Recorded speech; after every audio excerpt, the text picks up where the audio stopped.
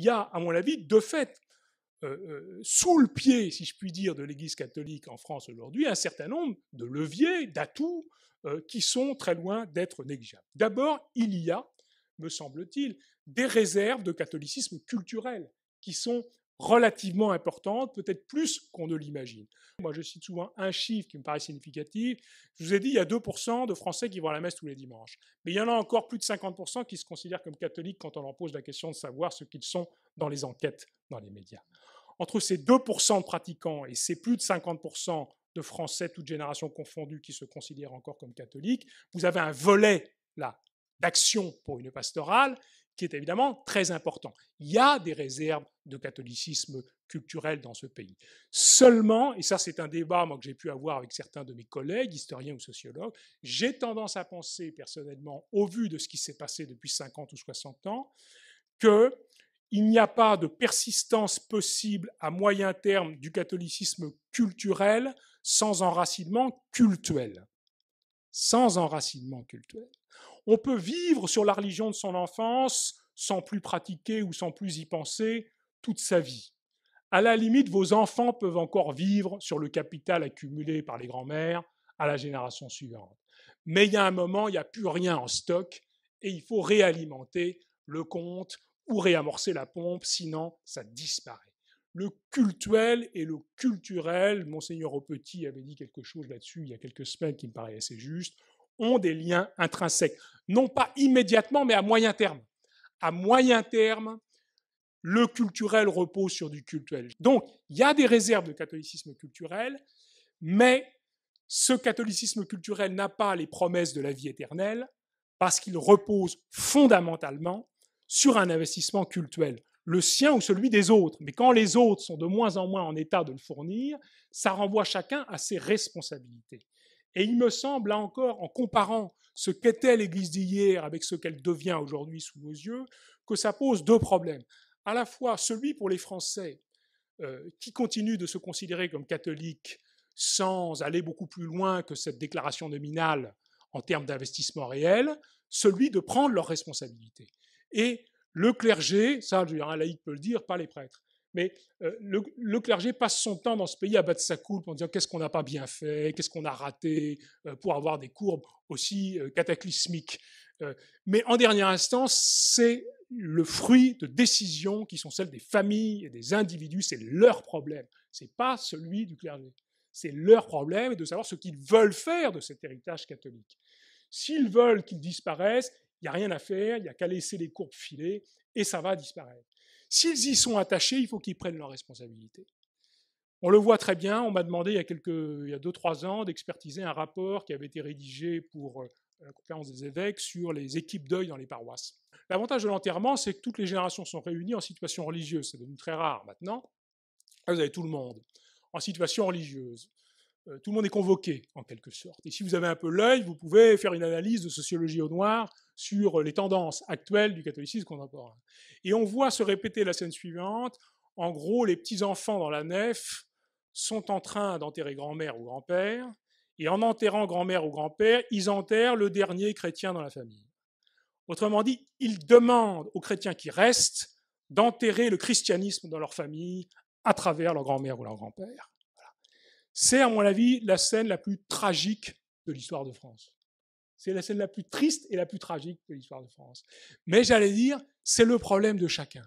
À chacun de prendre ses responsabilités et de savoir ce qu'il veut pour se donner les moyens de faire face à l'événement. Inversement, pour l'Église, mais je n'ai pas de conseil à lui donner, et je suis bien content de ne pas être aux manettes et avoir à piloter des problèmes pareils, il me semble, de l'extérieur, que pour l'Église, il faut aussi veiller à une chose, c'est à garder sa diversité interne.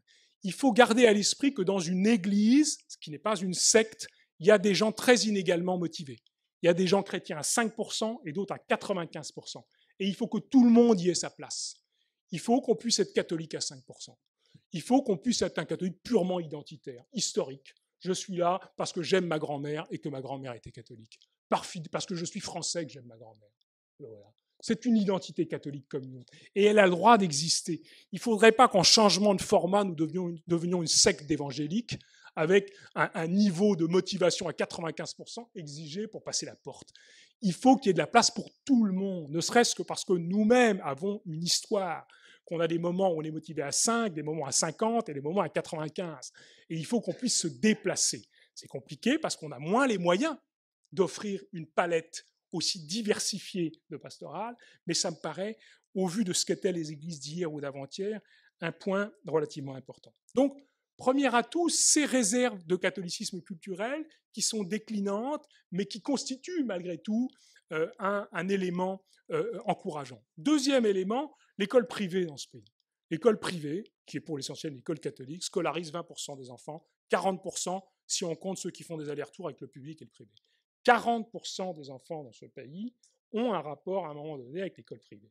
C'est un outil difficile à utiliser, très difficile à utiliser, parce que si vous haussez le niveau de motivation exigible, vous suscitez mécaniquement... Là encore, je suis bien content de ne pas être directeur d'établissement et d'avoir à gérer cette affaire, mais c'est la dernière interface de masse de l'Église catholique dans ce pays. C'est sa dernière interface de masse.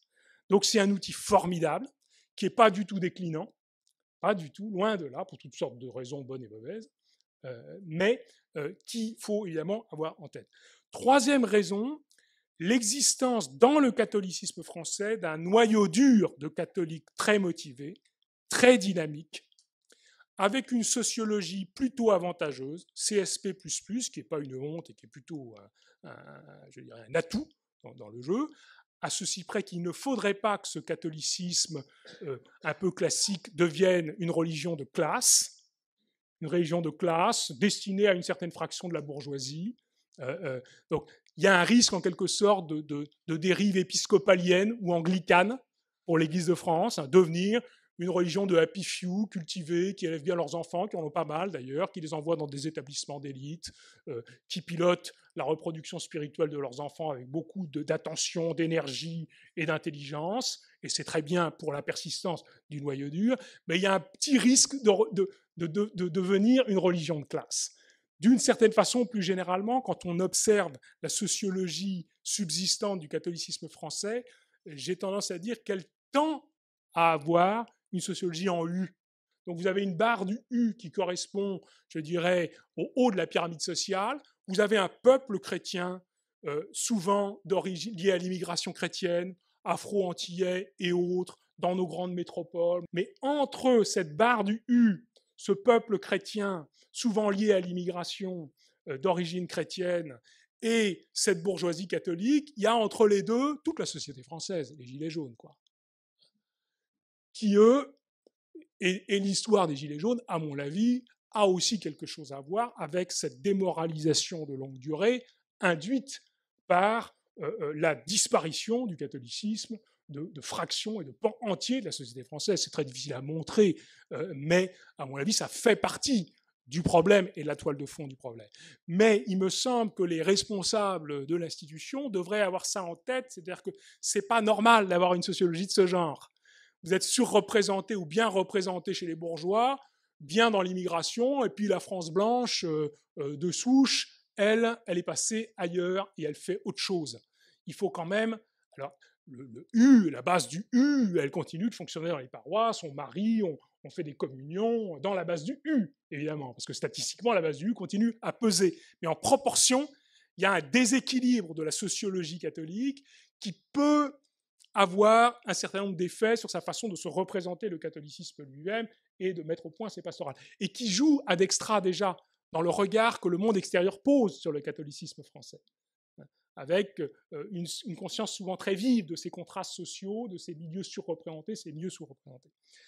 Mais, quoi qu'il en soit, il y a un noyau dur, avec une sociologie avantageuse, assez dynamique sur le plan démographique, qui s'occupe très attentivement de l'éducation religieuse de ses enfants et qui est une chance pour le catholicisme français, sans beaucoup d'équivalents ailleurs en Europe et dans le monde.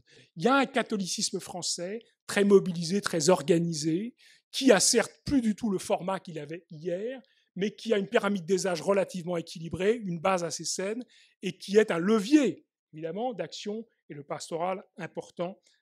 Et c'est, je dirais, le troisième élément.